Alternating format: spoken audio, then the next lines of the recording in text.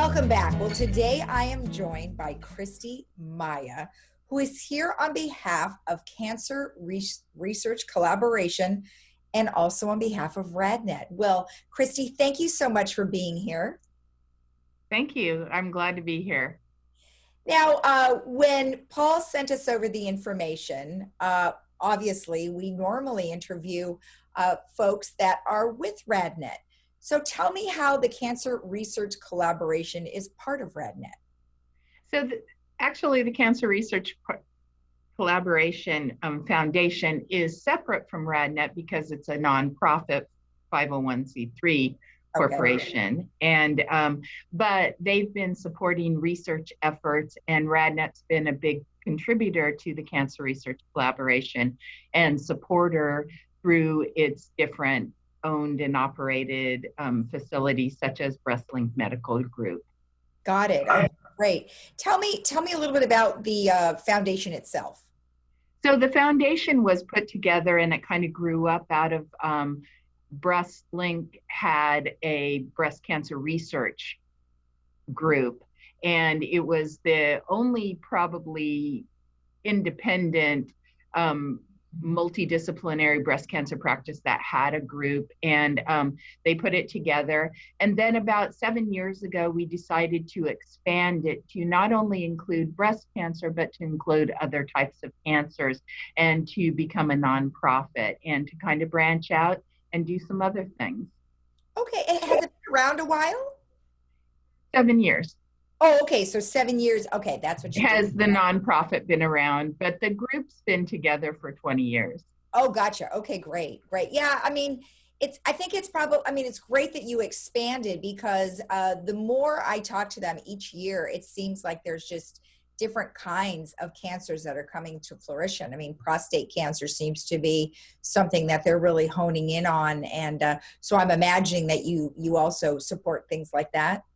We certainly do. We support all kinds. And I think that with the advent of genomic testing and molecular diagnostics, it becomes more important to not just focus on the anatomical site, but to focus on what the cancer's makeup is. And I think that's kind of the future of where things are going. And this web conference that we're going to do is going to talk about immunotherapy and different approaches. And we're going to talk about those kind of things where you're not just worried about a breast cancer, you're worried about a molecular target. Exactly. The precision medicine, as we've been talking about it for many, many years now, is certainly, like you said, coming to formation.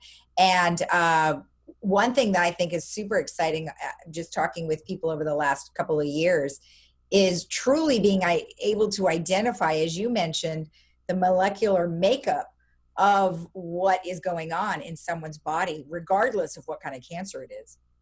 That's true. And also to identify the what they are calling the microenvironment. That's pretty much something that they're looking at quite a bit now. And there's also drivers within your body that will drive these things that trigger the cancers to form. There's a lot of work being done on the gut biome and, things like that. So we're seeing a very exciting time where therapies are coming faster and faster, and they are more targeted and they're less toxic than standard chemotherapy. That's great. What is your background? So I have a very interesting background. I've been in research for over 30 years, but I also ran some oncology companies and did some consulting work. Okay, great. And that's probably why you know much of what you're talking about. So that's awesome. It sounds like a great foundation. And, the fact that you collaborated with RadNet, I mean, I'm certainly sure that has been super helpful. I mean, they're so well known across the country. So do you just collaborate here in California or across the U.S.? No, we're actually in 2 states, which is California and New York. So we have, for the last 3 years, funded supportive care programs in New York with the Jewish community center there for health and wellness and things like that, as well as focusing in on genetic counseling and offering that as a service to the community. So we had some supporter in New York and expanded there, and was able to utilize that money.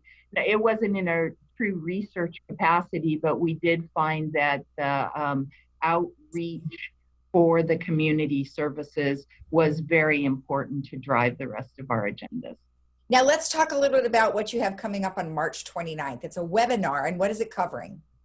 It's going to be your immune system and breast cancer, and it's March 29th at 5:30 p.m. That's Pacific time, and it's free. It's open to everybody, and we're lucky enough to have a very, very prominent, amazing speaker, Mary Nora Desis from the University of Washington, and she can deliver information for every level. So whether you're a physician or you're a breast cancer patient survivor, you will enjoy this talk, because she just has the ability. Well, she teaches. University of Washington, of course, is a teaching facility, and so she's just extraordinary and very well known in her field. So we're very excited about it. Informative for sure. And then how will people get in touch to be able to get the registration?